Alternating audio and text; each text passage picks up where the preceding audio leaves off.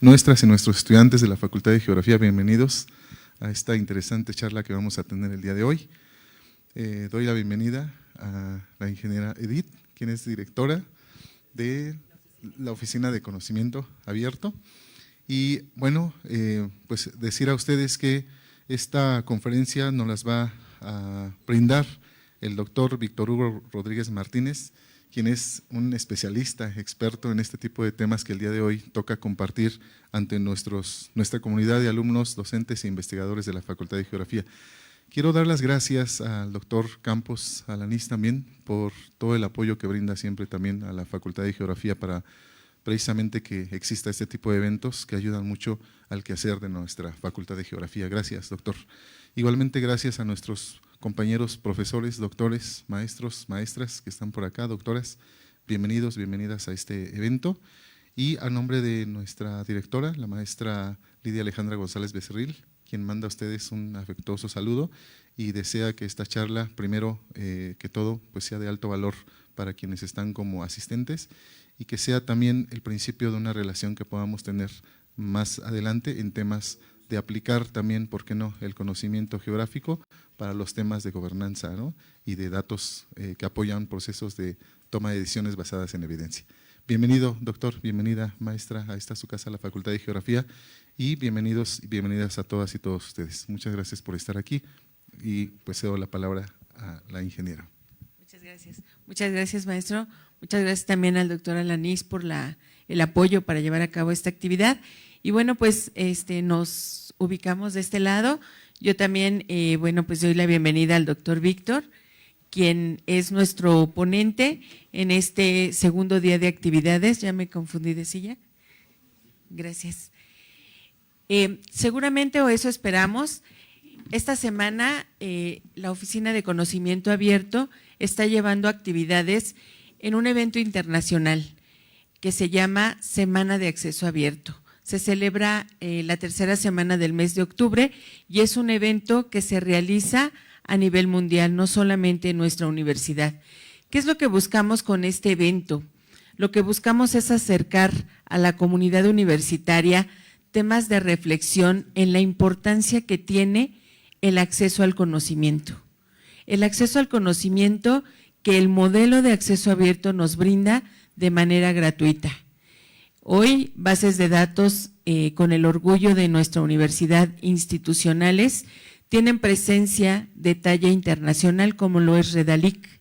Redalic es una plataforma que está basada en un modelo de acceso abierto y que lo que busca esta plataforma, así como los repositorios institucionales, plataformas como la Hemeroteca Digital, lo que buscan es poner disponible para todo el lector interesado en acceder a esa información de manera gratuita los recursos, sin que ustedes tengan barreras económicas, legales ni técnicas. Y justamente estos eventos que se realizan cada año bajo ese concepto de Semana Internacional de Acceso Abierto nos pone un tema a reflexión.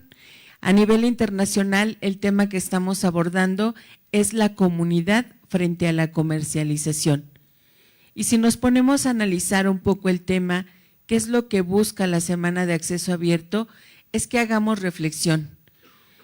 La comunidad universitaria, profesores, investigadores y en algún momento seguramente ustedes, autores de algún producto académico o científico, lo ponga disponible sin que se tenga que vender, más bien que se tenga que compartir, democratizar con la sociedad en general y que ese conocimiento sirva para crear o generar nuevo conocimiento que resuelva problemáticas sociales. Para mí es un gusto el día de hoy que nos acompaña el doctor Víctor Hugo Rodríguez Martínez, porque él nos hablará un poquito sobre la parte ética de esa disponibilidad o de esa accesibilidad a la información y aquí nos presenta su tema, prácticas éticas para una investigación con pertinencia y relevancia social.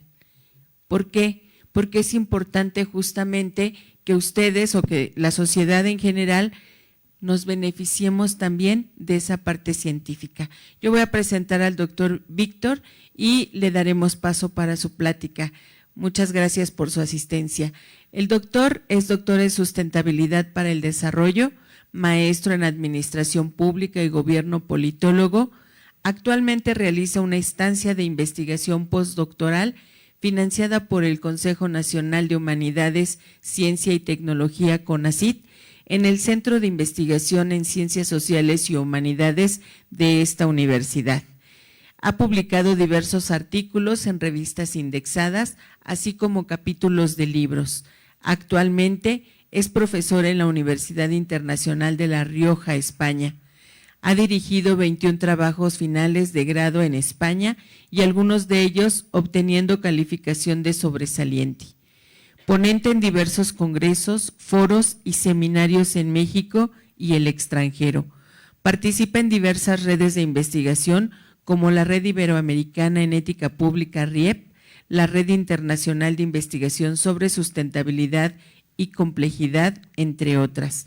Se ha desempeñado como servidor público en los ámbitos estatal y municipal. Es presidente de la Asociación Civil Natsearonutsui, una estrella en la oscuridad en Otomí. Tiene experiencia en medios de comunicación digital como conductor de radio online.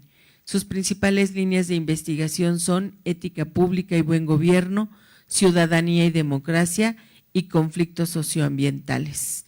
Le doy la más cordial bienvenida, doctor. Muchas gracias por el día de hoy compartirnos y aportar un poco sobre estas reflexiones a las que nos invita la Semana de Acceso Abierto. Le damos paso. Gracias.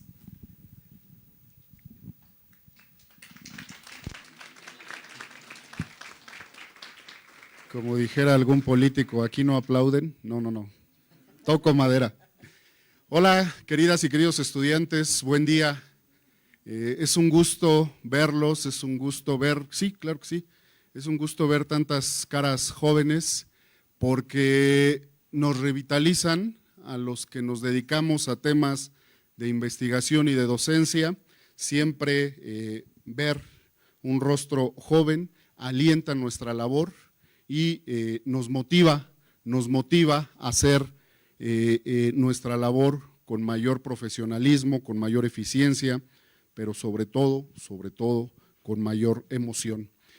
Maestra Edith Hernández, directora de la Oficina de Conocimiento Abierto de nuestra universidad, muchas gracias por la invitación, gracias por esta amable presentación. Es un gusto colaborar contigo, siempre atenta, prudente y muy eficiente.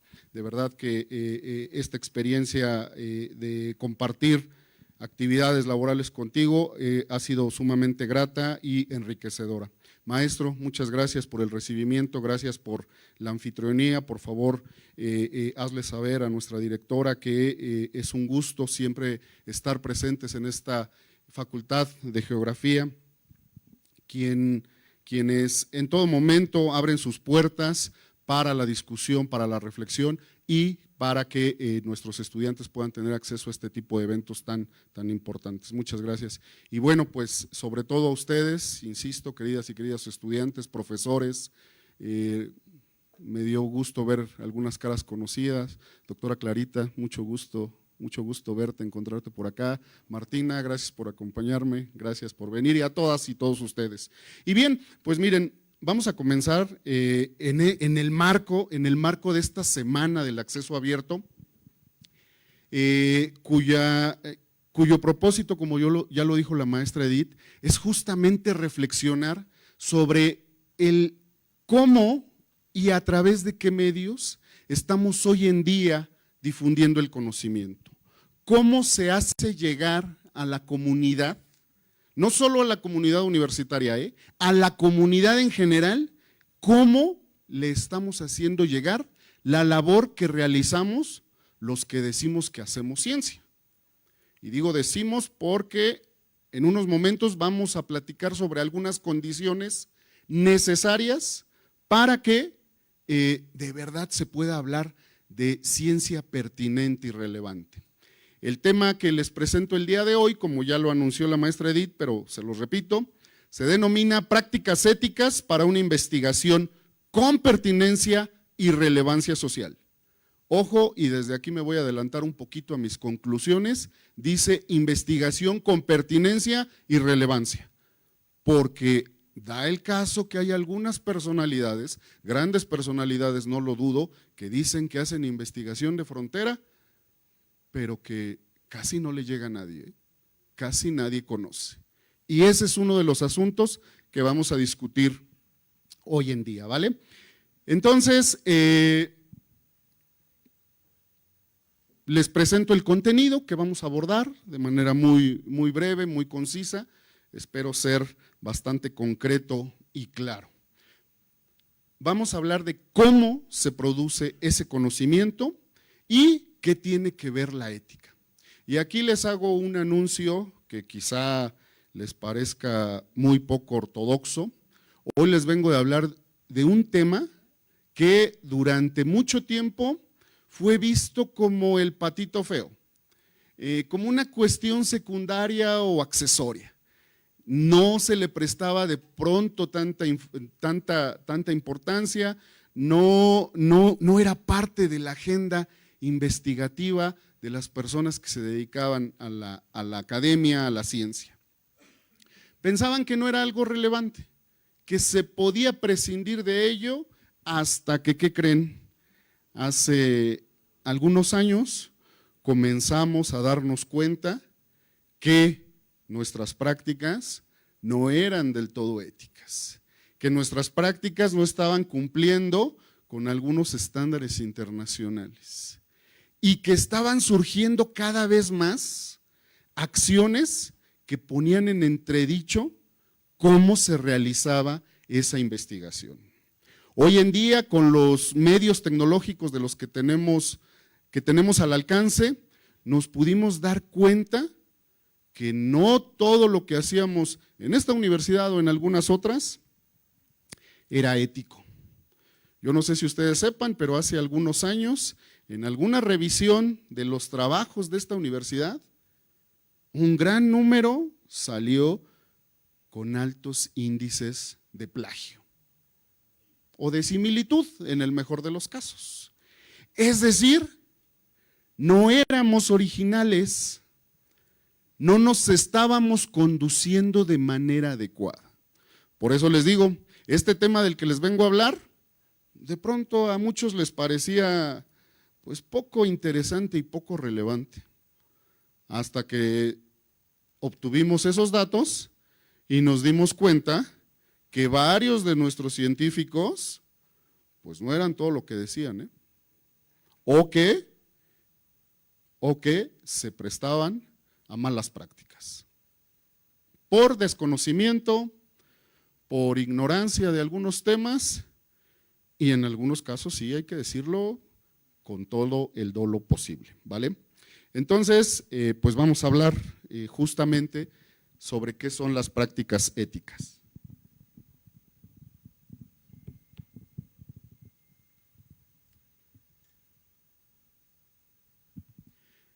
¿Qué es una práctica? Vamos a comenzar ahora sí que desde el inicio. ¿Qué es una práctica? ¿Qué podemos entender por una práctica?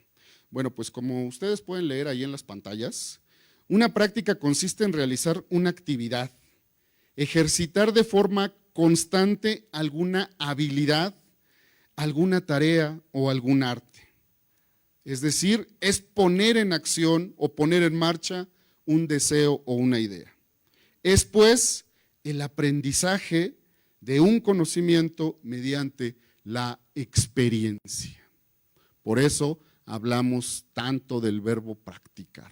Por eso en nuestros espacios académicos hablamos de prácticas de campo, de prácticas en laboratorio, porque en pocas palabras estamos remitiendo a un ejercicio, a poner en marcha, a echar a andar alguna cuestión que nos interese. Es aquello a lo que nos dedicamos en algún campo, estamos concentrados y, por tanto, lo ejercitamos. Eso en términos generales es una práctica. Pero el adjetivo o el apellido de ética, práctica ética, ya nos remite a otra cuestión. Por tanto, de manera muy fugaz, vamos a recordar lo que es la ética. Insisto, de manera muy fugaz, porque estoy seguro que independientemente de los perfiles que se encuentren aquí, todos llevaron ética en alguna parte de su formación, ¿cierto? Ya sea en el bachillerato, o en la licenciatura, o en el posgrado, pero todos en algún momento tuvimos contacto con esta materia. Y también aquí les voy a decir otra cosa, vamos a ser sinceros. La materia de ética, ¿cómo la percibíamos cuando estábamos, por ejemplo, en el bachillerato? Sí, por sus caras puedo adivinarlo, ¿no? Les repito, no era un tema que nos pareciera tan importante. No era un tema que consideráramos fundamental para lo que nosotros queríamos hacer. Pero una de las intenciones por las cuales estoy aquí es que comprendamos el valor de realizar nuestra actividad con ética. Entonces, pues brevemente, como ustedes pueden leer, la ética es la disciplina que estudia las actitudes, las costumbres, los hábitos del ser humano. Es aquello que nos ayuda a forjar el carácter. Porque como disciplina del conocimiento nos ayuda a clasificar las formas del comportamiento humano. Las clasifica en convenientes o en nocivas. Convenientes, bueno, pues todo aquello que enaltece valores, ¿no? Como la lealtad, la justicia, el honor, etcétera, etcétera, etcétera. Pero también nos ayuda a identificar comportamientos nocivos, como la injusticia, la traición, la imprudencia. Aquí me adelanto un poco. ¿Ustedes creen que existan prácticas nocivas en la academia, en la investigación científica? Bueno, pues les adelanto un poco la respuesta. Tristemente, sí existen. ¿Vale? La ética justamente significa ethos. ¿Qué es el ethos? Es el carácter del ser humano, es el temperamento. Todos nacemos con un temperamento que de manera natural viene con nosotros, pero el temperamento lo vamos forjando y la ética es una disciplina que nos ayuda a forjar ese temperamento de manera positiva y adecuada. Es, en pocas palabras, la ética, una guía para nuestros actos, ¿vale? Y ahora sí, ¿qué es una práctica ética entonces, después de este par de definiciones? Pues como lo dice ahí la diapositiva, una práctica ética es aquel ejercicio que pone en marcha actos convenientes y de alto beneficio, tanto para el individuo que lo realiza como para la sociedad que le rodea. Es pues la materialización de valores en una acción específica. Eso es una práctica ética. Eso es lo que refiere tener prácticas éticas. Poner en marcha acciones positivas, convenientes, de beneficio colectivo.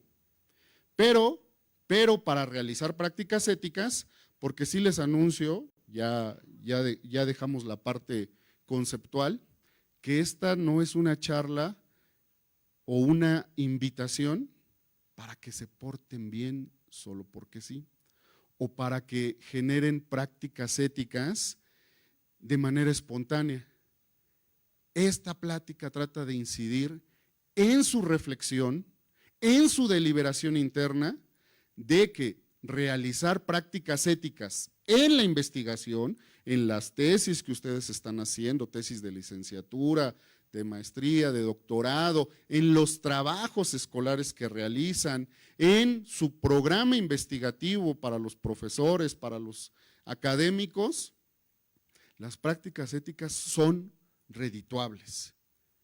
Redituables en términos no monetarios, bueno, sí, también monetarios, pero son redituables en términos de prestigio institucional y de desarrollo académico.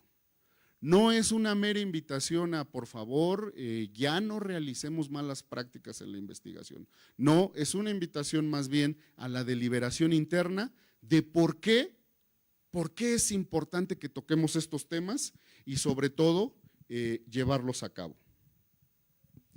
¿Pero qué sustenta una práctica ética? Ya dijimos que es algo que tiene beneficio colectivo, que nos va a dar, nos va a redituar en ese prestigio o desarrollo individual e institucional, pero una práctica ética se sustenta en ese tema del que todos hemos escuchado hablar. Es más, es una palabrita que la repetimos casi todos los días, pero que de pronto se nos olvida el significado. Más aún, mi generación, que somos generaciones un poco ya con algunos años de experiencia en este mundo, siempre le decimos a ustedes, a los jóvenes, es que esta generación ha perdido los valores. Y yo a veces quisiera saber si todos los que hablamos de pérdida de valores de las nuevas generaciones sabemos lo que eso significa. Porque yo no sé si se puede perder algo que no hemos enseñado, o que no hemos sabido transmitir. Es más, ¿cómo le dicen a su generación, queridas y queridos estudiantes? Ah, sí, sí lo han escuchado, la generación de cristal. Y justamente si la ética es una guía del comportamiento y es una invitación a la reflexión, quizá la generación de cristal somos los que estamos un poco adultos, un poco más adultos, no hagan cuentas, pero yo le doblo la edad creo que aquí a la mayoría. Entonces, ¿cómo perder algo que no se les ha sabido transmitir? Pero, la intención con este tipo de eventos es que justamente ustedes no puedan decir que son temas de los cuales nunca les hablaron en la escuela o que nadie les dijo que era necesario incorporar para su vida académica. En pocas palabras, ¿qué es un valor? ¿Qué significa tener valores? Eso que a ustedes les dicen que carecen, que no tienen. ¿Qué es un valor? Pues ahí lo pueden leer. Los valores son algo deseable y que son dignos de replicarse. Son un bien en sí mismos y conceptualmente son perfectos.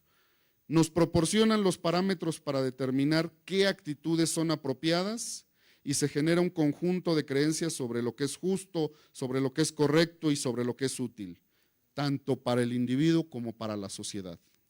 Si nosotros les decimos que han perdido los valores, es tanto como decir que ustedes no saben qué significa ser justos o ser leales. ¿Lo saben o no lo saben? Pues yo creo que sí, ¿no? Y aquí una lección para los adultos, no siempre lo han aprendido de nosotros, No siempre se los hemos mostrado, porque como dice ahí la definición, son cuestiones dignas de replicarse. Si ustedes observaran esos comportamientos en los adultos de manera reiterada, yo creo que ustedes de igual manera los replicarían. He aquí mi pequeña crítica al mundo de los adultos y al mundo de los que estamos en la academia, que ya somos más adultos. Pero al igual que los valores, siempre mencionamos una palabrita que va de la mano, que siempre las mencionamos casi en conjunto. Los principios. Los principios les comento que están íntimamente relacionados con los valores, pero no es lo mismo, tienen claras diferencias. ¿Qué son los principios? Pues es aquello que nos impulsa a la acción, que exhorta a las personas a realizar cosas deseables, o sea, primero determinamos que algunas conductas son valiosas, los valores propiamente, y después surge la necesidad de exigir esa conducta. En pocas palabras, son la causa primera que guía el actuar de las personas y al formularse una proposición que sirve de pauta para la acción, la adoptamos y así se adquiere un principio. Eso es un principio. Les repito, de pronto los confundimos, de pronto los tomamos como sinónimos, pero no es así. Los valores son esas conductas estimables en sí mismas, pero que no necesariamente las llevamos a cabo. Por eso les decía, hablamos mucho de valores de manera cotidiana, pero no los ejercitamos. Asumir un valor, interiorizarlo y llevarlo a la práctica, eso habla de un principio, principios éticos. Pero ya comenzamos con la parte mala. No todo es bonito en la ética, no todo es color de rosa, no todo es amable en la parte de invitar a comportarse de manera ética o a realizar prácticas éticas. Como les dije hace un momento, como disciplina del conocimiento, la ética nos ayuda a clasificar los comportamientos. Y no todos nos portamos bien todo el tiempo, ¿o sí? Si hiciéramos una pequeña encuesta de quién hizo algo inapropiado en esta mañana, ¿cuántos levantaríamos la mano? No se preocupen, no voy a hacer la encuesta, que así nos quedemos, tengamos una buena imagen de nosotros mismos hasta el momento. Bueno, pero la contraparte es que las prácticas antiéticas, si les dije que las prácticas éticas se sustentan en principios y valores, las prácticas antiéticas, ¿qué las define? ¿Qué las delimita? ¿Cómo podemos identificar una práctica, una mala práctica o una práctica antiética? Pues a través de lo contrario, de los vicios y de los antivalores. ¿Qué es un vicio? Y no esos vicios que algunos universitarios tienen todos los viernes. Bueno, son parte de los vicios, pero los vicios son más amplios todavía. Son conductas justamente, ¿no? ¿Qué es un vicio? Pues en pocas palabras son actos desmesurados, en donde no existe una verdadera deliberación interna sobre lo bueno y lo malo, sobre lo deseable y lo indeseable. Son actos promovidos meramente por las pasiones, donde se desborda la cordura y no se halla la justa razón. Es donde prima la irracionalidad. El ser humano se vuelve un esclavo de sus deseos y no tiene voluntad para detenerse y reflexionar. O sea, la persona se convierte en una marioneta de la ambición, del desenfreno o de la ignorancia. Eso es un vicio, no solo es una sustancia ingerida, no, nuestros actos, nuestras pasiones generan justo esa irreflexividad. Si estamos sumamente enajenados con una idea, no vamos a poder diferenciar lo que puede generar beneficio de aquello que incluso nos puede dañar. Y ustedes dirán, ¿cómo a qué te refieres, Víctor Hugo? Bueno, cuando se pelean con sus novios, con sus novias, y ustedes saben que no tienen la razón, pero ese sentimiento llamado orgullo, ¿qué los lleva a hacer? ¿Cómo los lleva a actuar? A ofrecer disculpas, a querer dialogar sobre lo que ocurrió. ¿Qué hacen cuando actúan irreflexiblemente? ¿O qué dicen? Bueno, todos sabemos cómo nos comportamos justo cuando no nos detenemos a hacer esa deliberación interna. Pero bueno, así como existen vicios, existen antivalores. ¿Qué son estas? Pues son actitudes inadecuadas, impropias, indeseables, merecedoras de señalamiento social. ¿Cuál es una de ellas? Justamente las prácticas de plagio en la investigación, de las cuales vamos a hablar un poco más adelante. Y en general, tanto los vicios como los antivalores son la concreción de la malevolencia, lo que va en contra del interés general. son acciones censurables, lo contrario de una virtud. Y ahí les subrayé o resalté que va en contra del interés general, ¿vale? Esa parte quiero que la recuerden porque es algo de lo que vamos a hablar en la investigación científica. Por tanto, antes de continuar, les hago la primera pregunta, porque les dije que una de las intenciones es reflexionar sobre si la ética sirve para algo o no. Y aquí mi primera pregunta es, ¿los investigadores necesitan un perfil ético? Mi respuesta ya se las adelanté, ahí está. Pero ¿ustedes qué creen? ¿Sí? ¿Para qué?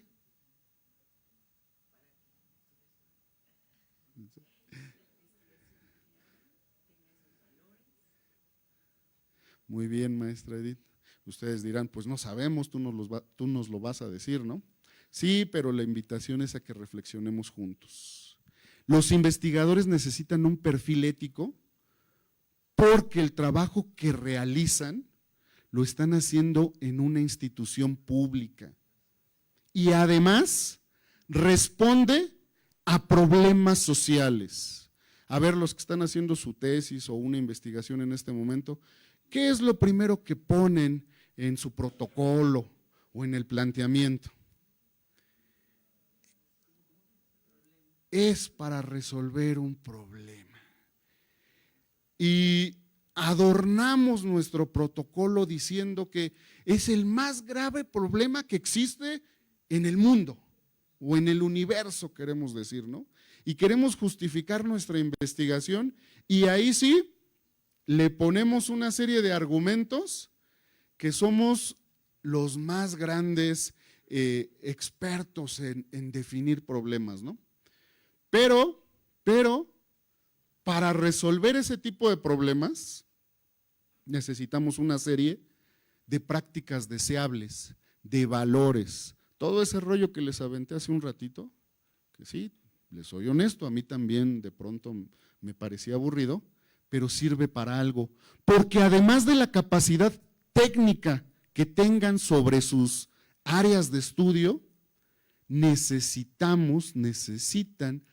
comprender que toda nuestra investigación tiene una intencionalidad y afecta de manera directa o indirecta a nuestro entorno, grupos sociales, seres vivos, entornos físicos.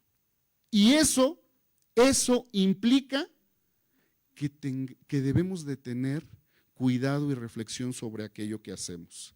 Sí, los investigadores, además de estar profundamente capacitados en su tema o en su área, necesitan competencias éticas que los haga deliberar si lo que están haciendo es correcto o no.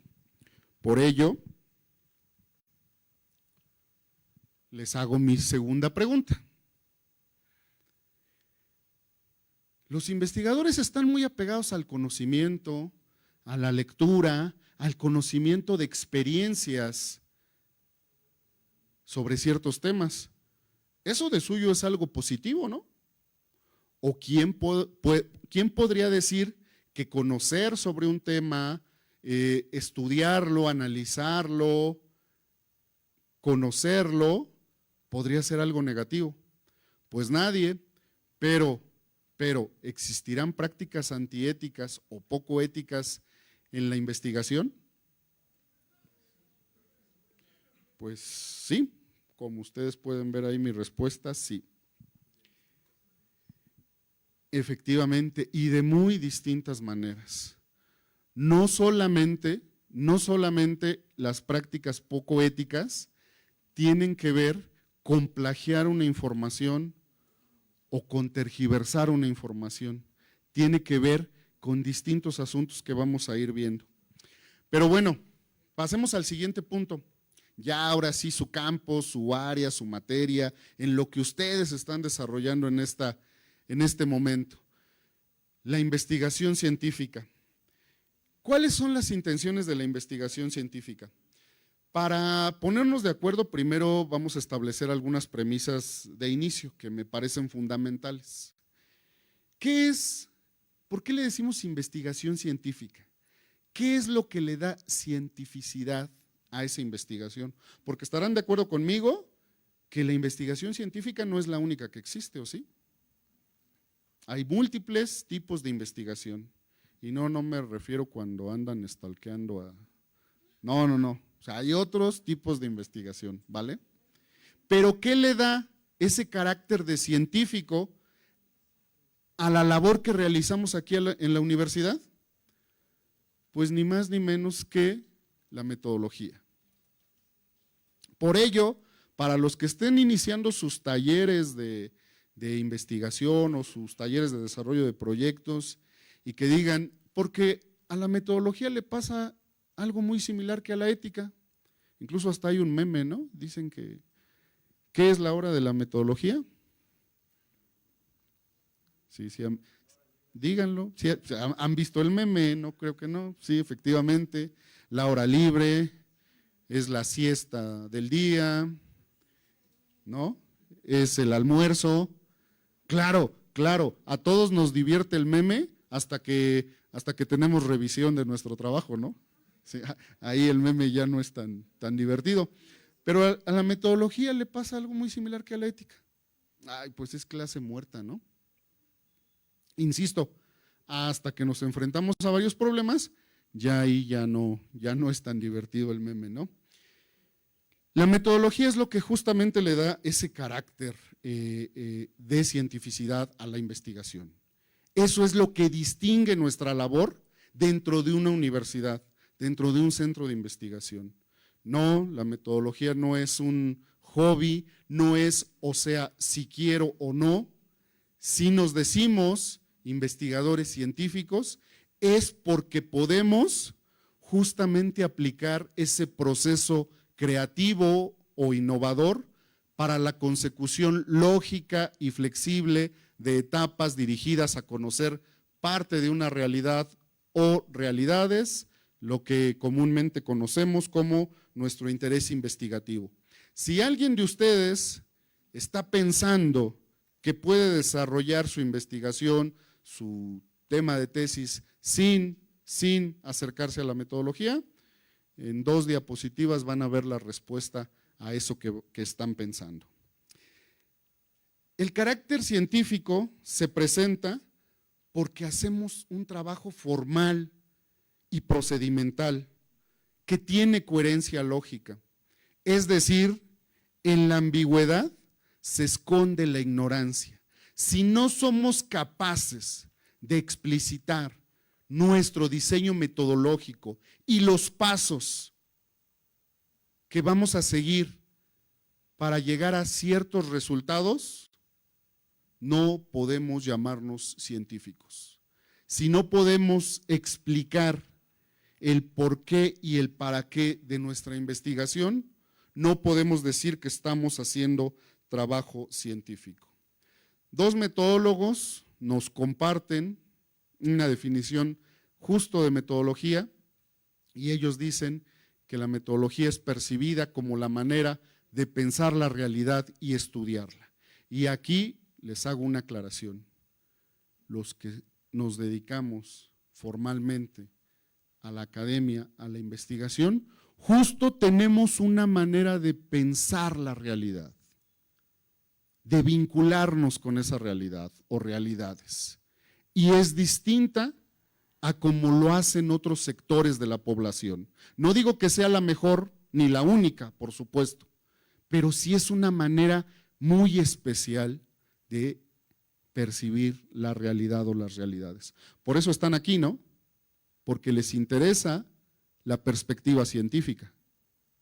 ¿Sí, no? Me preocupa que nadie diga que sí, porque pues, para eso estamos aquí, en una institución educativa y de educación superior.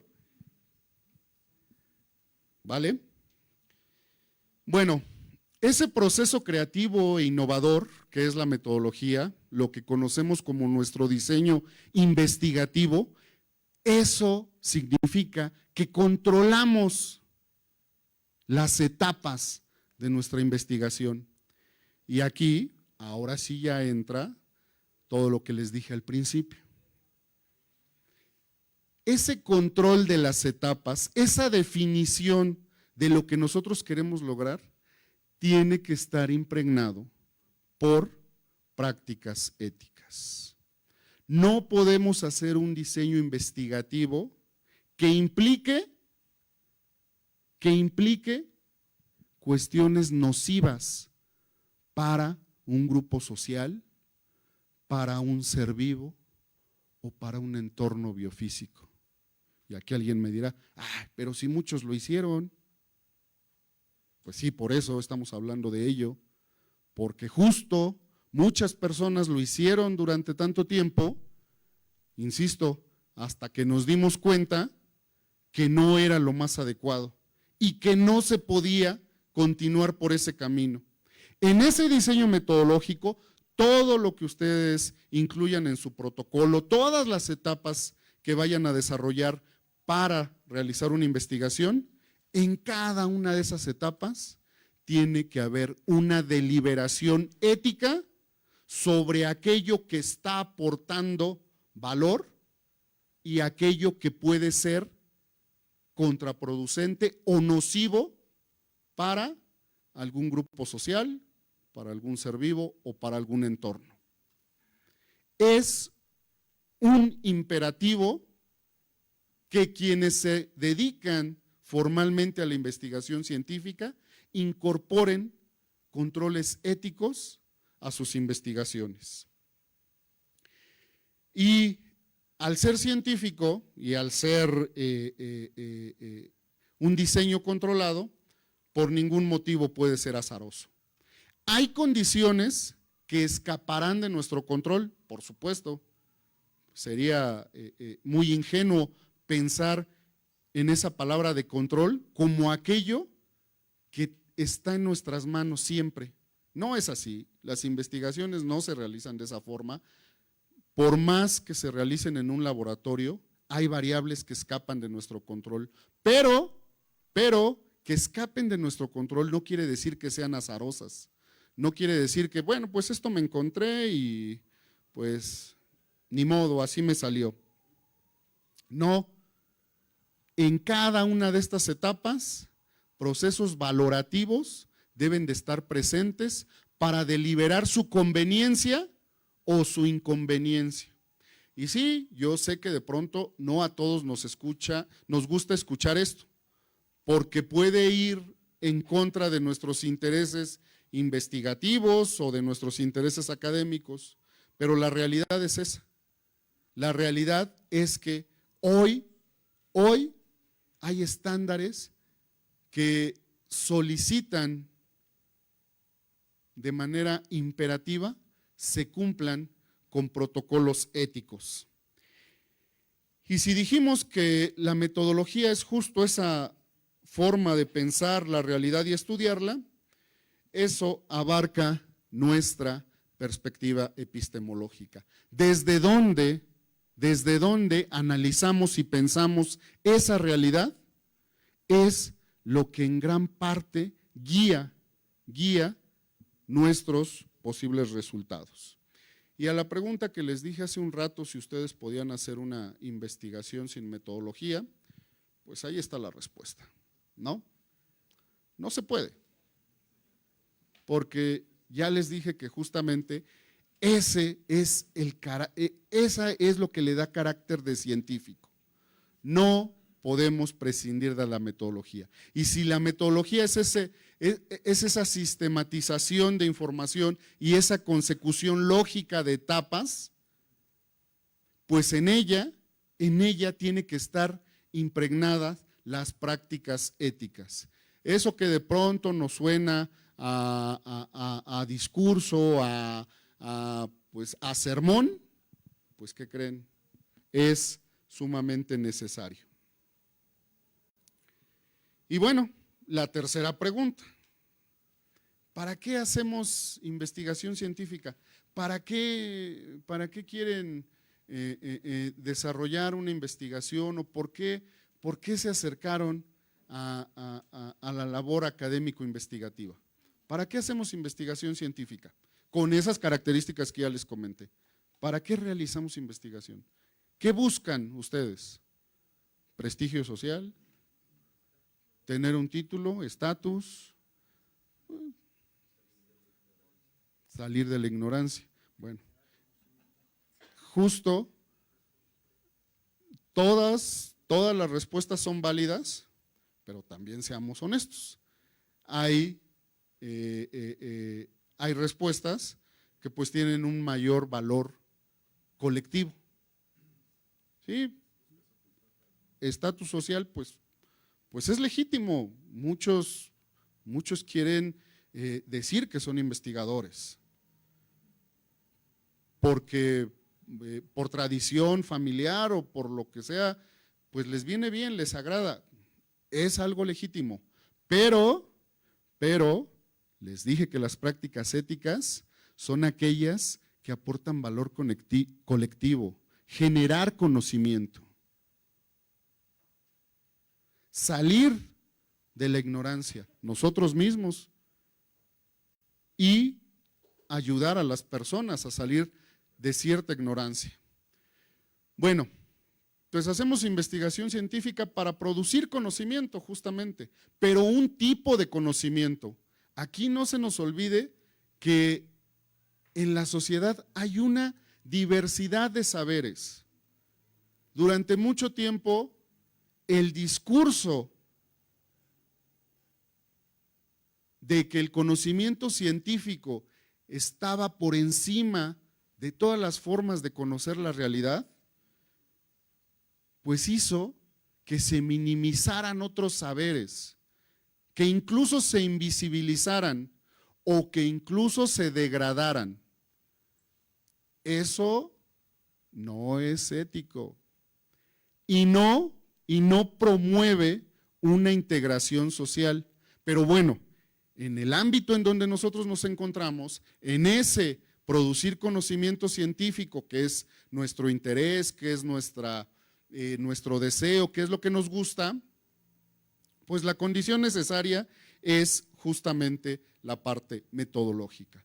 Pero les reitero, les subrayo y les insisto, en esa parte metodológica, en donde no se tomaban en cuenta los valores a la hora de realizar una investigación, hoy en día nos damos cuenta que es imprescindible, que es algo de lo que ya no podemos seguir haciéndonos a un lado. Pero en pocas palabras, ese conocimiento científico lo hacemos porque buscamos respuestas a problemas, ¿no? ¿Qué decíamos hace un rato? ¿Qué ponen en sus protocolos? ¿Cómo los justifican? ¿Cómo justifican sus investigaciones? O bueno, ya los investigadores experimentados y de carrera, ¿cómo justifican para que nos den fondos?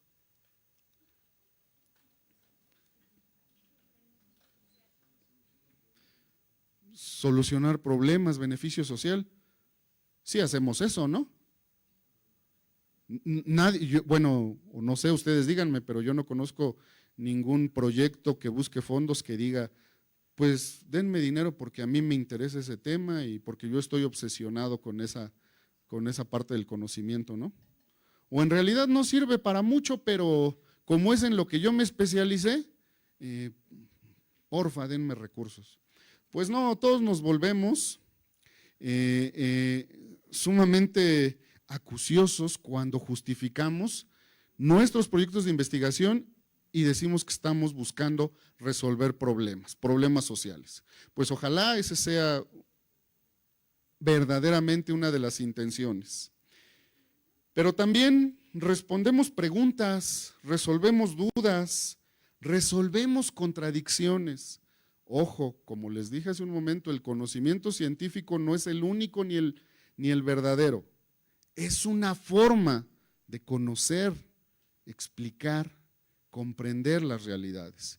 Y ahí les pongo un pequeño ejemplo, porque de pronto también el discurso de que la ciencia no tiene objeción o es esa verdad etérea, no es tan así para la sociedad. Alguien, supongo que ha escuchado sobre la terapia electroshock, ¿no? ¿Qué era? ¿Y se realiza todavía? ¿Por qué? ¿Por qué es ilegal? Fue una práctica científica, la realizaban científicos, expertos. Y bueno, ya no puse el otro ejemplo, que desafortunadamente hoy en día persiste. Como dicen algunos, permítanme la expresión, no se enojen, como dicen algunos pseudomédicos o pseudo profesionales de la salud mental. Y digo pseudo porque todavía se realizan estas prácticas de conversión de la homosexualidad. ¿Por qué siguen persistiendo esas prácticas? ¿No? Sí, Víctor Hugo, sonó medio aburrido lo que dijiste al principio, pero ¿qué crees? No estás tan equivocado. Efectivamente, hay pseudos algo que no se detienen a deliberar, a hacer una verdadera deliberación de aquello que promueve un verdadero beneficio colectivo y que sus sesgos epistemológicos, metodológicos y sobre todo sus sesgos de antivalores les lleva a ofrecernos respuestas que no son las más adecuadas y que no generan ese beneficio colectivo. Y esos son solo un par de ejemplos, pero existen muchos. Por tanto, sí, aquí quizá mis colegas no les agrade escuchar esto, pero los investigadores en su labor tienen límites, y no límites intelectuales, no límites de infraestructura, bueno, eso sí tenemos muchos, pero no me refiero a ese tipo de límites. La labor de un investigador debe de tener límites de conciencia. Y no, para nada es un choro religioso, ni un sermón, no. Tiene que ver con deliberaciones éticas, porque además de tener límites, un investigador científico está obligado a transformar la realidad, transformarla para mejorarla, para resolver problemas, para responder dudas, para mejorar la vida de las personas. Por ello, aquí otro ejemplo, que algunas personas que se dedican a temas de investigación en la industria, pues dicen que no es verdad, pero ahí podemos evidenciar cuáles son sus prácticas éticas o la falta de ellas. Este tema de la obsolescencia programada es el mejor ejemplo de una práctica antiética. Promuevo conocimiento, genero respuestas a una situación exclusivamente para beneficiar un poder económico. ¿Me recuerdan cómo se llama este evento? Que no sea la maestra Edith, por favor. La Semana del Conocimiento Abierto, comercialización versus comunidad. Bueno, cambié un poco las palabras. Comunidad frente a comercialización. Entonces, ¿es antiético vender algo? No. Pero, cuando hacemos cosas con la investigación, como esto de la obsolescencia programada, es evidentemente un ataque a los intereses generales. ¿Se acuerdan esa palabrita en la definición de ética que les dije que la resalté y que se acordaran? No se preocupen, así siempre mis alumnos cuando les digo acuérdense de algo nunca se acuerdan. Bueno, pues esas palabras que resalté decían interés general. La obsolescencia programada es justo lo contrario del interés general. Y ya para entrar a la recta final, ¿por qué tiene que ser pertinente y relevante la investigación que se realice en las universidades y sobre todo en las universidades públicas? ¿Qué es pertinencia? ¿A qué les suena ser pertinente? Sí, justamente lo que me están comentando. Es ser congruente, es tener una lógica positiva y favorable. En el campo de la investigación es una coherencia teórica, metodológica y epistemológica, pero que además de esa coherencia lógica en los aspectos técnicos de una investigación, sea adecuada para un contexto, que se inserte de manera positiva en un contexto dado, es decir, que sea oportuna. Porque da la casualidad que también de pronto respondemos dudas, resolvemos problemas 10 años después, ¿no? Tenemos que ser pertinentes socialmente, es decir, tener la capacidad de intuir nuestro entorno, de comprenderlo, de asimilarlo y saber que lo que hacemos responde a ese entorno. Oye, pero mi investigación, mi tesis de licenciatura es pues muy acotada a un terreno muy específico. No tiene que ver con la magnitud de las investigaciones, tiene que ver con que se inserta en un terreno en específico, que sirve para algo, incluso formar buenos profesionistas.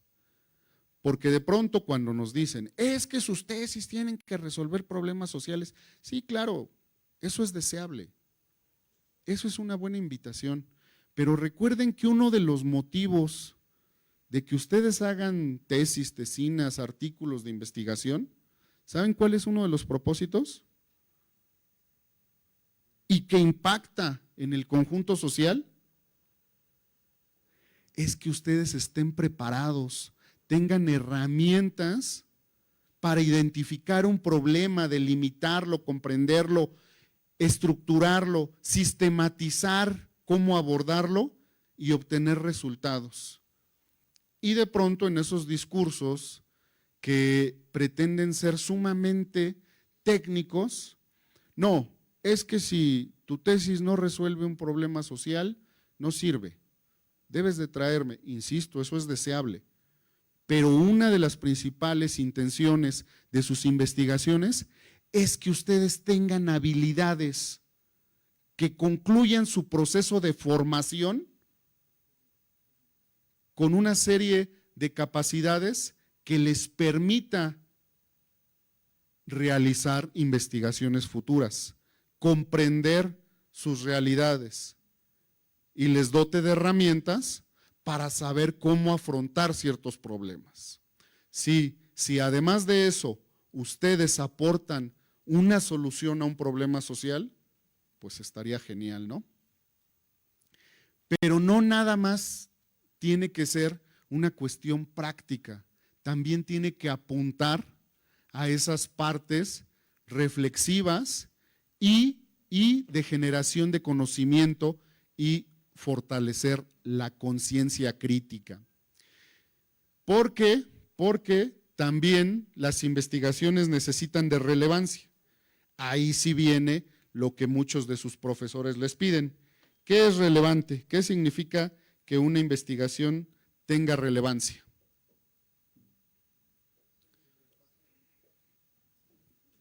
Que sea útil, que tenga cierta utilidad. Les repito, que ustedes concluyan un proceso exitoso de formación de calidad, eso es útil para la sociedad. De pronto no lo queremos ver los que somos profesores, pero estos trabajos ayudan a que ustedes tengan más herramientas y más capacidades. Relevancia significa que se hace algo que era necesario, que es importante, es más, que hasta es interesante. ¿Sus trabajos son interesantes? O sea, si los lee, ¿sí? No, yo sé que sí, doctora. Si los lee alguien de otra área, ¿les resultan interesantes? Tal vez, bueno, aquí hubo más honestidad y más sensatez. Pues justo que a otros campos del conocimiento, que a otros sectores que no necesariamente estén insertos en la academia, les parezca interesante nuestras investigaciones, eso evidenciaría la relevancia. Pero la relevancia, que sea importante, que sea útil, que tenga fuerza argumentativa para transmitirlo, no quiere decir que seamos demagogos, porque también eso se nos da un poco en la academia. Y adornamos nuestras investigaciones. Y es que es útil para esto, para aquello, para el otro. Y de pronto en el propio título nos dormimos antes de comenzar a leer la investigación, ¿no? El libro, el artículo. Entonces, que tenga fuerza argumentativa no significa que seamos demagogos y que adornemos de más nuestras investigaciones, porque aquí les pongo otros ejemplos de malas prácticas. Así como ya les hablé de la obsolescencia programada, de los electroshocks, espero que no haya ningún economista, o si lo hay es con todo respeto, en el área de la economía se han dado una serie de prácticas antiéticas que nos han afectado mundialmente. Ay, Víctor Hugo, relájate, no exageres, mundialmente, sí. Ah, bueno, no, ustedes son muy jóvenes, pero los que tenemos más de 30 años, ¿recuerdan la crisis del 2008? ¿Sí? A muchos nos dejó sin trabajo, ¿no? Y a muchos de sus padres seguramente también les afectó en sus créditos bancarios, en sus hipotecas, en sus cuentas. ¿Sí recuerdan? ¿Y ya saben por qué se formó la crisis del 2008? Bueno, les recomiendo un documental que se llama Inside Job. Seguramente las compañeras féminas les va a llamar la atención y lo van a querer ver. Es con este superactor Ben Affleck, que dicen que está guapísimo, ¿no? Él desarrolla el documental Inside Job y demuestra, bueno, no él, todo el equipo de investigación, demuestran cómo la burbuja inmobiliaria fue creada por economistas de diversas universidades de nuestro querido vecino del norte.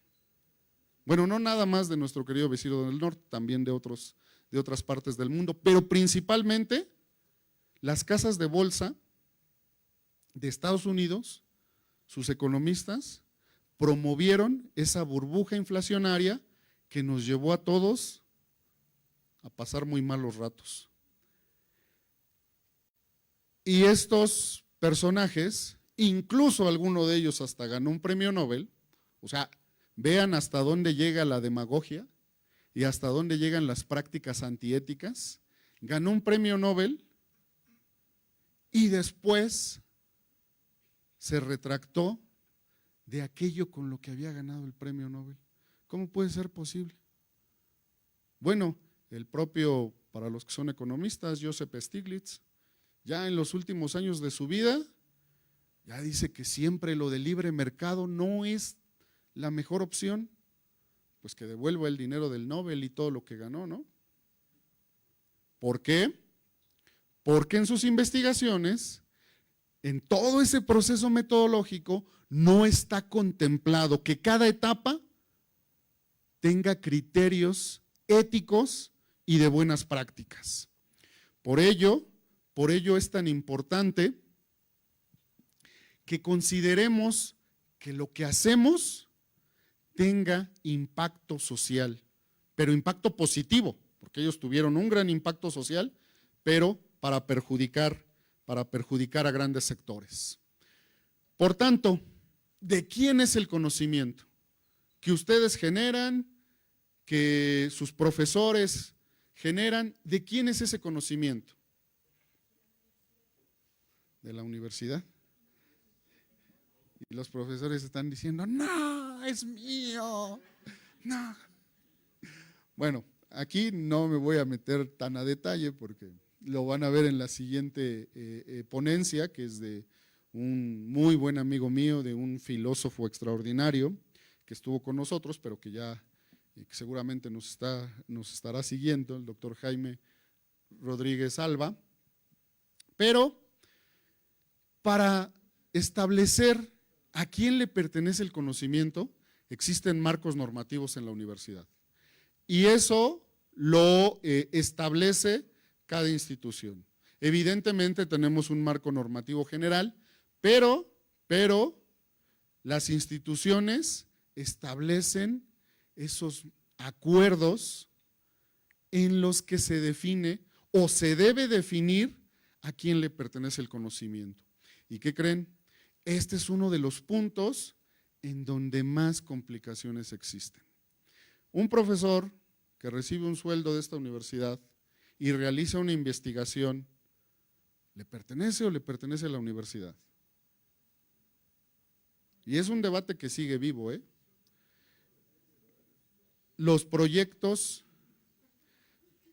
bueno, sí depende del horario en que lo hagas, pero sí influye, pero no es tan fácil definir si fue en tiempos laborales o no.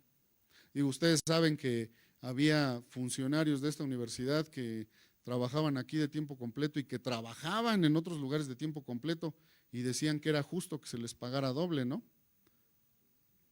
Y esperemos que esos casos cada vez sean menos hasta que los extingamos completamente. Pero ¿a quién le pertenece el conocimiento? Filosóficamente, a todos, exactamente. Le pertenece a la sociedad, primero que todo. ¿Por qué a la sociedad? Porque recibimos fondos públicos, así de sencillo. Yo sé que muchos profesores nos enojamos cuando nos dijeron que teníamos que hacer declaración. Sí, nos enojamos porque tuvimos que hacer otro trámite más. Pero recibimos fondos públicos. El conocimiento, primero, es de la sociedad. Porque además de que se realiza en una institución pública, se utiliza la infraestructura de la institución. Y por eso la maestra Edith decía, esta semana de conocimiento abierto no es de nosotros, es un evento internacional. Porque el conocimiento que se genera debe ser de beneficio para la gente, para las mayorías. Eso no quiere decir que una institución pública, ojo aquí, no quiere decir que una institución pública pueda apabullar los derechos individuales de las personas. Sí, yo cobro un sueldo, sí, estoy adscrito a una universidad, pero la autoría de mis obras, esa nadie me la puede quitar, ¿eh? Ni la universidad, ni el recibir recursos públicos. Bueno, esa parte para los que son profesores. Estudiantes, que somos la mayoría, ¿de quién son sus tesis? ¿A quién se las dedican? A Dios, a mis padres, a mi novio, a mi novia, pero ¿de quién es en realidad?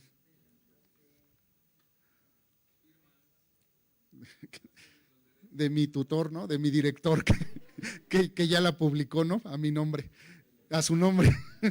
Ay, del autor. La autoría intelectual, nadie se los puede quitar. ¿Y qué creen? Así como critiqué y juzgué algunas prácticas de investigadores, algunas instituciones hacen contratos, perdónenme la expresión, leoninos, ¿no?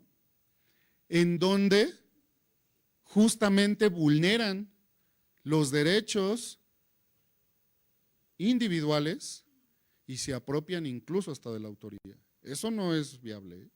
Estamos hablando de conocimiento abierto, pero el conocimiento abierto no implica, aquí les va una parte interesante que seguramente ustedes tienen dilemas sobre ellos. El conocimiento abierto no implica que yo me puedo robar párrafos enteros de una tesis de hace 10 años. No, 10 años ya están en el repositorio, ¿verdad? De una tesis de hace 20 años. Y no estoy hablando ocurrencias. Nuestro investigador emérito, que se apellida Hertz Manero, obtuvo la distinción de investigador emérito porque se demostró que plagió, pero sus abogados muy hábilmente dijeron que como ya se murió al que plagió y no era él el que estaba reclamando, lo absolvieron. Y el CONACYT, espero que nadie me esté escuchando de CONACYT para que no corten mi manutención, dijeron que estaba bien y lo hicieron investigador emérito. Ese tipo de prácticas antiéticas son las que vivimos y las que con estas pláticas que a veces resultan, nos viene a echar un sermón, son necesarias para que ese tipo de casos, lo primero, sepamos reconocerlos, los juzguemos, porque ¿qué dijimos que son los antivalores? Prácticas indeseables, cuestionables, dignas de señalamiento social. Nuestro investigador emérito no es ningún investigador emérito, es un plagiario que utilizó lagunas legales porque a quien plagió ya está muerto.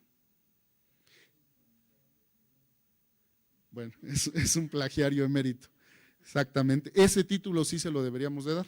Y hay otros casos que ya no hablamos de ellos, pero que ocupan cargos muy importantes en nuestro país y que justamente había estos vacíos.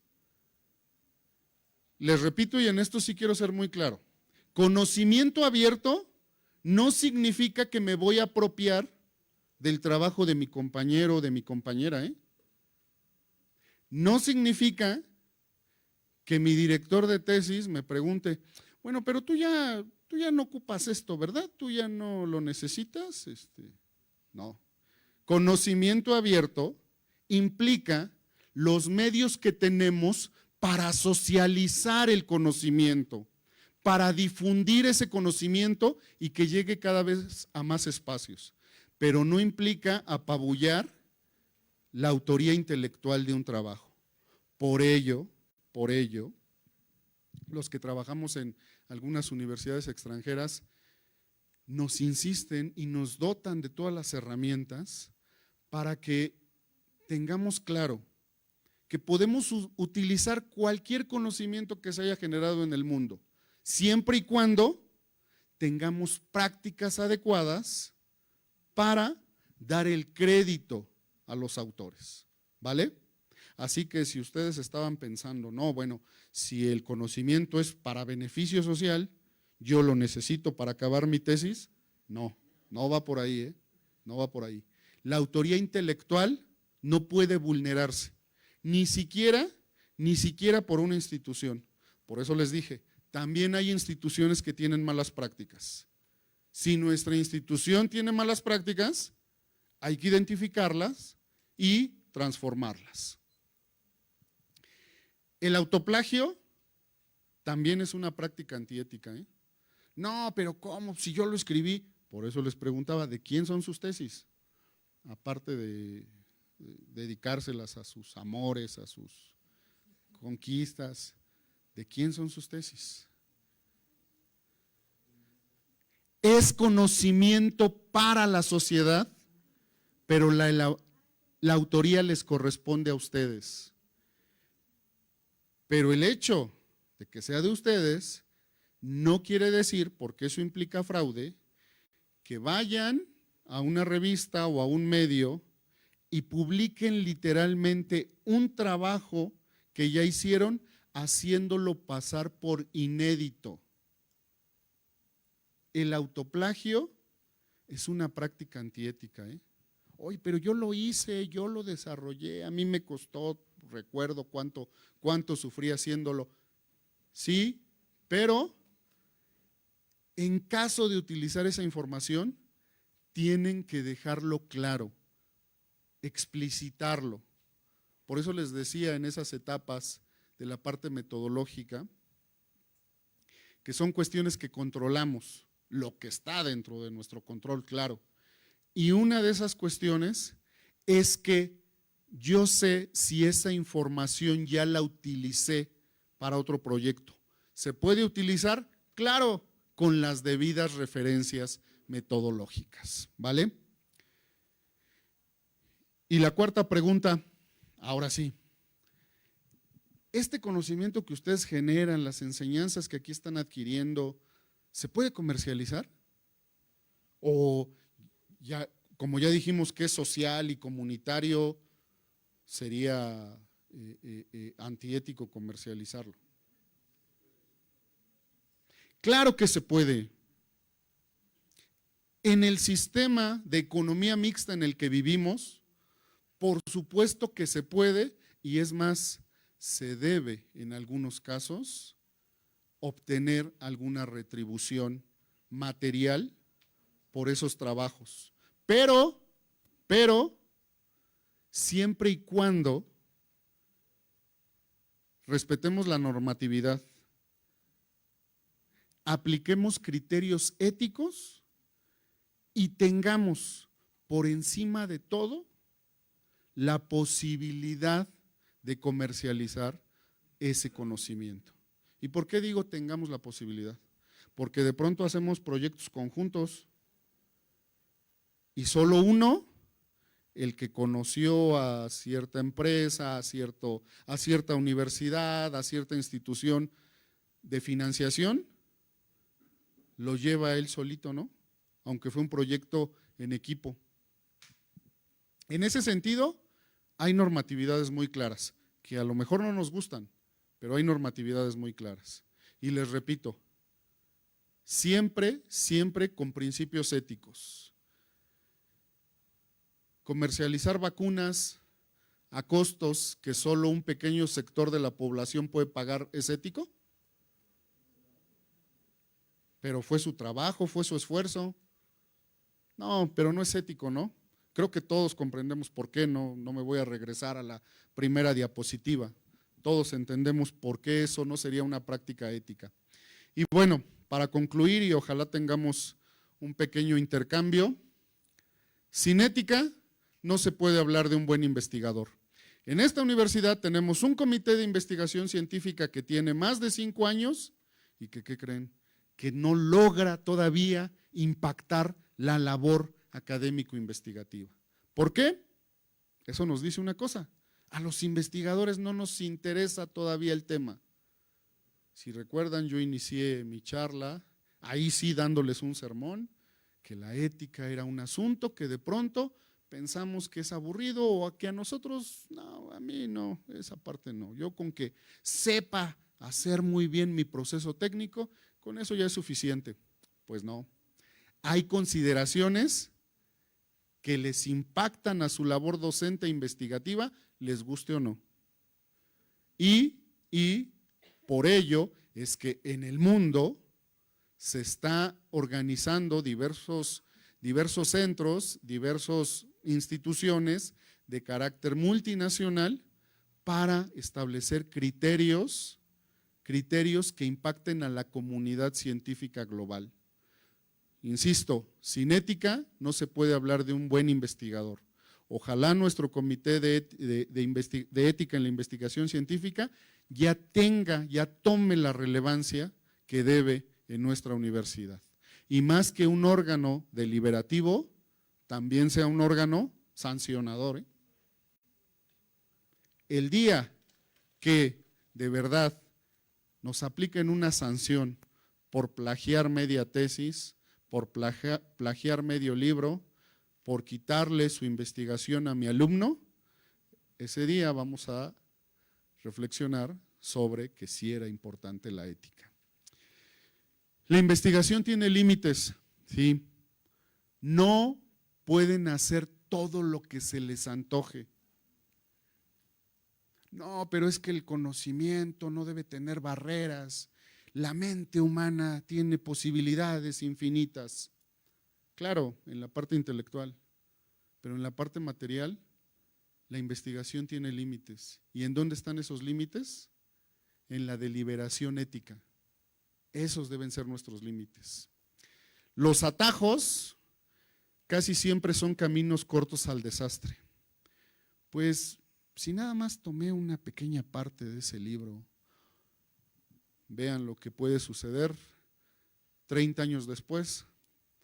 Una ministra de la Suprema Corte estuvo a punto de perder su cargo porque pues encontró una tesis por ahí arrumbada y lo único que hizo fue cambiarle una palabra al título. Hoy esa persona es señalada, no como se debiera, yo creo que debimos como sociedad ser más estrictos, de pronto somos más estrictos en otras cosas que en lo que verdaderamente nos causa conflicto. Ser un investigador ético requiere de entrenamiento, disciplina y sobre todo querer serlo. No son cuestiones espontáneas o, no, bueno, pues es que como yo soy una buena persona, pues definitivamente mis investigaciones han de ser positivas, éticas.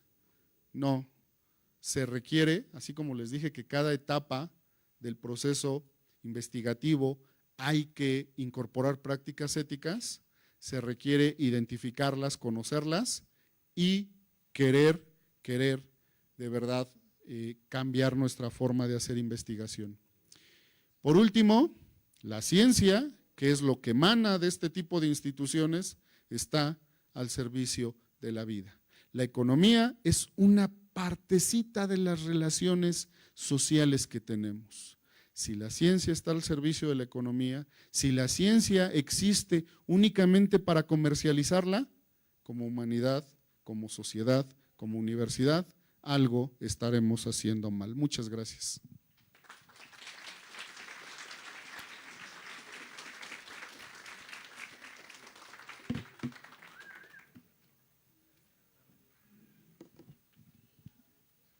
Gracias, doctor. Damos espacio si hay alguna pregunta, algún comentario que se quiera atender con el doctor. Adelante, si me apoyas con el micrófono, acá está la chica. Sí. Gracias, pues un gusto, Víctor, verte por acá. Y bueno, creo que todo esto pues nos lleva a la reflexión, ¿no? Tal vez en nuestros espacios académicos, por tradiciones que nos han heredado los mismos académicos, se nos hace muy fácil, ¿no?, aplicar ciertas actitudes éticas que afectan a otros, ¿no? Entonces, por ahí solamente hacer referencia a que los chicos pues aprendan a defender de la manera más pues parsimoniosa, en paz, ¿no?, la defensa de la autoría de sus trabajos, porque eso pasa mucho, ¿no? Y dos recomendaciones más: pensar mucho en el principio precautorio de lo que puede generar la investigación o los resultados de su investigación, no solamente en el momento, ¿no?, sino a largo plazo, o sea, con qué otras interacciones va a tener tal vez ese químico que yo voy a trabajar, o quién podría utilizar esos datos tal vez de una manera que no pueda ser la mejor para el planeta o para la sociedad, ¿no? Y la otra es tener la precaución también con el uso y la ética de la inteligencia artificial para sus trabajos, ¿no?, que sería otra conferencia ahí que nos darías más. Solamente eso, y muchas felicidades, Víctor.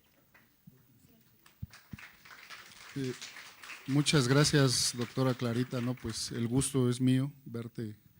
Acá les he de comentar que la doctora Clarita fue mi maestra, mi profesora en el doctorado y pues evidentemente fue parte fundamental de mi formación. Espero que una buena formación como doctor. Y yo creo que pongamos mucha atención en lo que dice la doctora. Justamente, algunas de las prácticas fueron heredadas. No sabíamos que estábamos procediendo de forma incorrecta. En algunos casos, el desconocimiento de ciertas situaciones nos llevó a cometer algunos errores. Pero ojo, como dicen los abogados, no sé si haya por aquí un abogado, el desconocimiento de la ley no te exime de la responsabilidad. Entonces, si ya lo identificamos, es nuestra obligación mejorar esas prácticas o esos procesos. No los tenemos que seguir haciendo, por un lado. Y por otro, ante las recomendaciones de justamente el principio precautorio de tener en cuenta qué daño podemos causar o causarnos, ojo, los casos que les dije fueron de personas que hace 40, 50 años no pensaban que fueran a tener algún problema. Si recordarán de la presentación que hizo la maestra Edith, yo laboro para una universidad española y créanme que así como se ha expandido el uso de la inteligencia artificial, también las herramientas que detectan ese tipo de prácticas indebidas están creciendo y se están desarrollando. No crean, yo sé que la publicidad hace 2 años cuando el chat GPT se puso muy de moda y es indetectable, bueno, pues la maestra Edith Hernández nos puede hablar bastante tiempo sobre eso. Los sistemas antiplagio cada vez son más sofisticados. Bueno, aquí en mis clases aquí en la universidad he tenido que incorporar en uno de los temas del programa justamente mostrarles a los alumnos cómo se ve un documento plagiado. Porque así como dicen que de la vista nace el amor, a ver si de la vista les surge un poco de conciencia.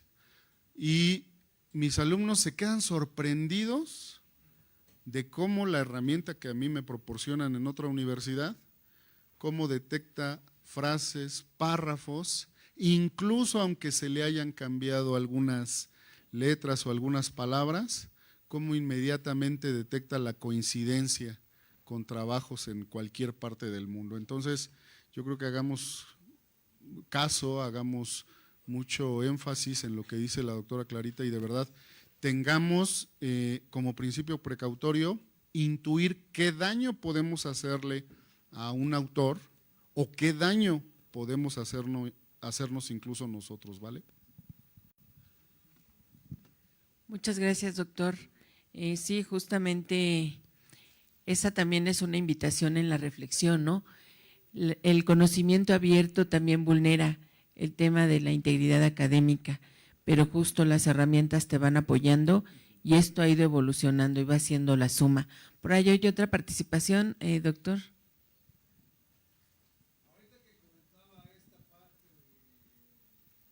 de los autores, me viene a la reflexión lo siguiente: a veces uno le pone, y ahora con los programas que existen, de que se puede ya detectar perfectamente bien el párrafo, hay ocasiones en que uno pone el autor y de repente dice esto está plagiado y empiezan a salir otros autores así como, ¿y esto de dónde salió?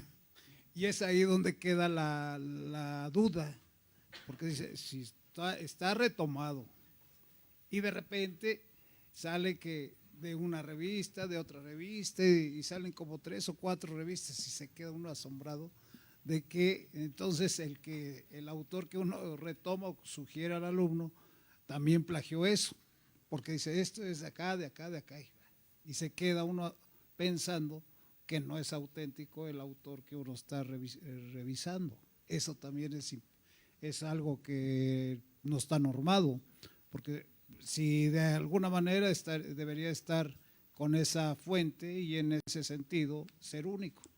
Hay algunos plagios muy, muy buenos. Sí. Así que uno de ellos es El Príncipe. Pues como sabes, doctor, ese libro es el libro de cabecera de los que somos politólogos y efectivamente hay algunos plagios muy buenos. Completo. Pero en el caso de la reflexión que señalas, yo en la universidad donde laboro, sí son muy enfáticos, no solo en el plagio, sino en la similitud. A los trabajos de grado nos exigen de manera muy enfática a los que somos directores que no permitamos más del 20% de similitud, no de plagio. De plagio está prohibido totalmente, pero de similitud no puede ser más del 20%. Eso nos lleva a que tengamos originalidad, porque también debemos ser auténticos, o sea, efectivamente, el conocimiento científico se construye con base en conocimiento pasado, pero de ahí a que no podamos aportar algo, a que no querramos aportar cosas, les digo, en España es muy tajante y muy preciso el 20% de similitud.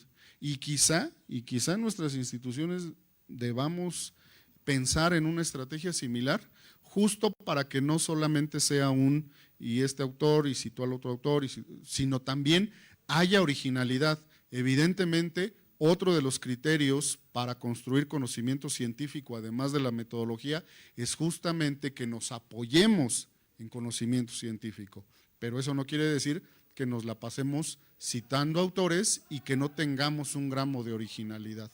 Gracias, doctor. Muchas gracias. ¿Alguna otra participación? ¿Tenemos alguna a través de redes, chicos, de Facebook? ¿Nada? Bueno, pues nos resta agradecer, doctor, la contribución que hoy nos dejas en reflexión. Yo espero que el auditorio que gentilmente nos acompañó, claro, va a hacer un comentario el doctor. Antes de que cerremos, bueno, creí que iba a haber otra participación, pero antes de que cerremos, los que nos dedicamos al tema de promover prácticas éticas, la ética y en mi caso la ética pública, la ética en la función pública, retomamos mucho la frase de un autor inglés que señala, Edmund Burke, que señala que toda aquella persona que ha decidido cometer un acto antiético o un acto de corrupción, prácticamente no hay control externo que se lo pueda impedir. Es decir, cuando un ser humano ha decidido, yo tomo esto que no es mío, yo voy a quebrantar la ley, yo voy a hacer una mala práctica, casi no hay control externo que lo disuada. ¿Saben cuál es la mejor estrategia para que esa persona recapitule y tome otra decisión? Su deliberación interna, sus valores y su ética personal. Esa es la herramienta más eficiente para que una persona que decidió corromperse decida no hacerlo. Entonces la invitación es que promovamos prácticas éticas en nuestra labor investigativa. Gracias, maestra. Perdón. No, gracias, muy buena aportación, muy importante, porque si bien has comentado ya, lo escuchamos, ¿no? Desde la Secretaría de Investigación, a veces el tema justamente de la ética en el reconocimiento de autoría, ¿no? Se da mucho, levantan mucho la mano los propios autores, alumnos, en donde justamente el crédito no se les da como primeros autores, ¿no? A veces, como bien comentabas, por desconocimiento, pero ahí va muy inmerso el tema de la ética, cuando se trabaja en colaboración. Entonces, sí, datos muy importantes que hoy están jóvenes, chicos, pero seguramente del grupo que hoy nos ha escuchado, alguien llegará por el camino de la academia, de la investigación, y que estos datos vayan siendo formativos para ustedes en el camino que están, pues seguramente en algún momento emprenderán, ¿no? Entonces, bueno, yo para cerrar, le hago entrega del reconocimiento al doctor Víctor por su participación. A la letra dice, la Secretaría de Investigación y Estudios Avanzados, a través de la Oficina de Conocimiento Abierto, otorga el presente reconocimiento al doctor en sustentabilidad para el desarrollo, Víctor Hugo Rodríguez Martínez, por su destacada participación como ponente de la conferencia Prácticas éticas para una investigación con pertinencia y relevancia social, en el marco de la Semana Internacional de Acceso Abierto 2024, la comunidad frente a la comercialización, octubre 2024, Patria, Ciencia y Trabajo. A la firma, la doctora en Ciencias Sociales, Marta Patricia Zarza Delgado, secretaria de Investigación y Estudios Avanzados. te hago entrega, doctor, de este reconocimiento. Muchas gracias, así como de un presente justamente de libros editados por nuestra Secretaría de Investigación. Gracias.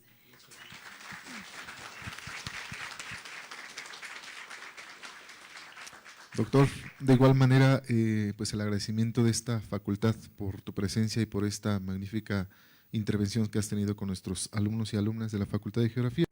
En tal sentido, de igual forma, la Universidad Autónoma del Estado de México, a través de la Facultad de Geografía, otorga la presente constancia al doctor Víctor Hugo Rodríguez Martínez por su participación como ponente en la conferencia Prácticas Éticas para una investigación con pertinencia y relevancia social, impartida en el auditorio Jaime Humberto Graniel de la Facultad de Geografía, Universidad Autónoma del Estado de México, 22 de octubre de 2024. Firma la maestra en Geografía Lidia Alejandra González Becerril, directora de la facultad.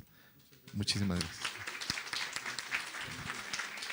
Gracias, bienvenido a tu casa. Gracias.